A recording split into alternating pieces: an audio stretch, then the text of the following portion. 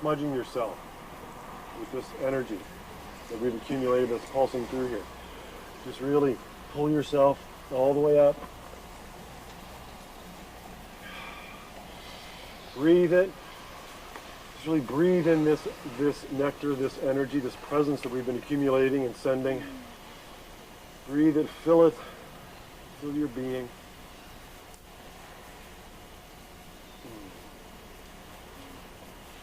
Continue to breathe with that and just be with that, smudge yourself with that. Just enjoy it. Imagine that you're very thirsty.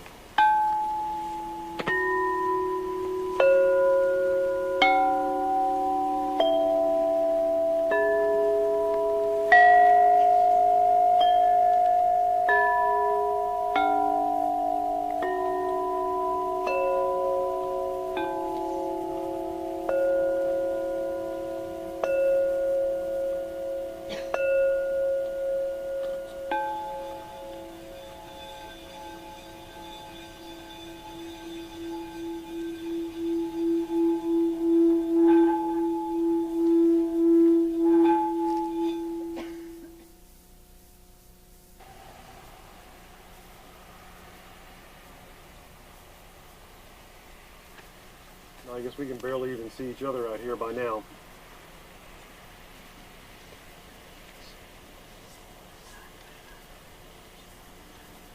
I'd like you to take a moment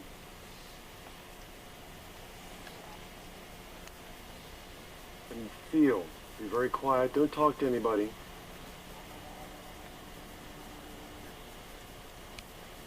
Don't touch anyone next to you. Just feel with this. Be with this for a moment. Take a nice deep breath. Now as you exhale, hold your breath out for a moment.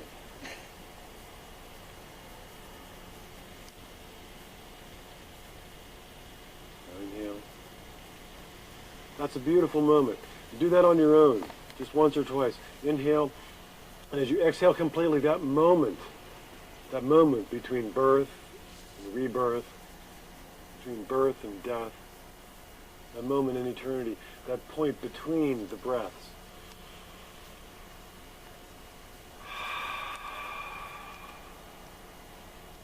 Just let go into that moment.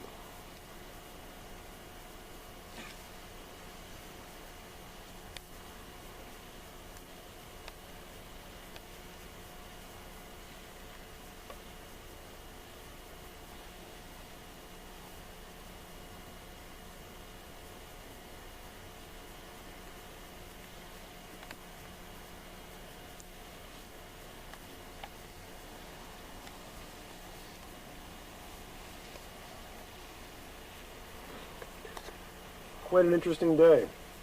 Quite an interesting and exciting experience. Very simple thing.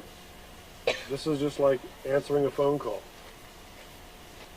And it takes no time for the phone call to be received, for our phone call, our answering to be heard. It's out of time. When you go home this evening, I want you to realize that you take all of this home with you. You've breathed this, you've smudged with this, you've experienced this. You are part of this grid in eternity. This is not a place in space as much as it is a place in time. Each of you have consciously chosen to incarnate, to have been birthed, and to grow for a series of experiences that could only occur on this planet at this time in this space. This is one of these experiences. This is one of these experiences that people choose to incarnate to do. In linear time, I know that myself, I waited about 300 years for this particular wave to incarnate on in this particular continent, on this particular culture, in this time, to do the things that I want to do right now, to explore what I want to explore.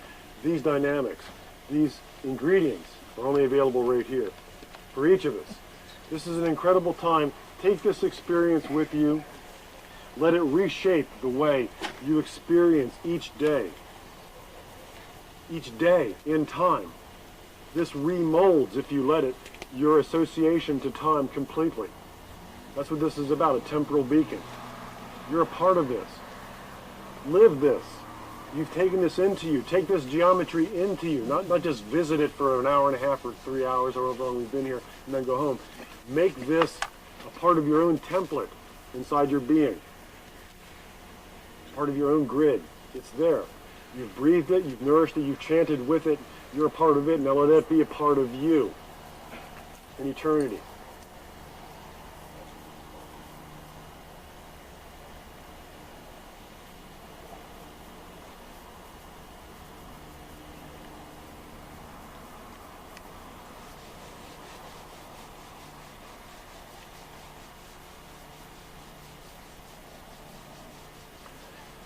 Like you can just leave them permanently, like the Great Pyramid, right? Like the ruins or the temples down in South America, the Mayan pyramids. But there are other ones in life that were just set up for short periods of time. And my perspective is that this is one such experience that right now, because of the ingredients in the recipe, should not be left up for too long. Okay? I hope you've taken every drop that you can get out of this experience.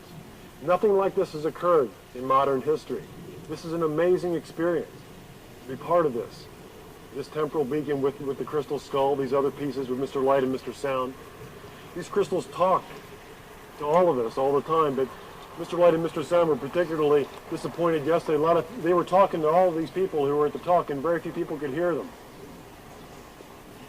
You know, they have all kinds of things to talk to you about. They do all kinds of things. They go to great places and do great fun things with me all the time. And they love people. So perhaps one of the things that you can get out of this experience as you expand and reorganize your relationship to each day, to your time, is that within the different constructs of time that you can experience, you can have a greater appreciation, a greater awareness of what's happening in each portion of time for each day.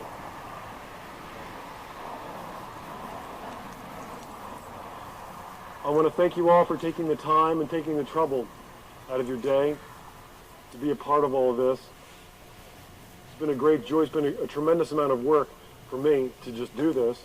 I know that the Honeys have done a whole lot to make all this possible. I want to thank all of them, and especially I would like to thank Anna Mitchell Hedges for her kindness and her incredible generosity throughout her whole life of letting people experience this beautiful skull. Christopher? Yes, ma'am. Is it possible for people to come up like maybe one at a time just to see it and then walk away? We're going to move it down to one of the tables. Oh, are you? And hopefully we can find a light that we can get close enough. Thank you. I appreciate that. So the skull will be available for a limited viewing for a little bit of time, as James says, on one of the secure tables. We don't want people getting too close though with this because this whole grid is floating. Thank you. This whole thing is floating. You know, the inside octahedron. Yes. Yes. What I'd like to do to close out our evening before we all go home, I'd like to get everybody to join together. Tomorrow morning, as I said, we would still have the tent up. Leave your crystals in. Let's all get together. I want to get this energy that we've shared together all just connected just for a few moments. And then you can get your pieces. Okay?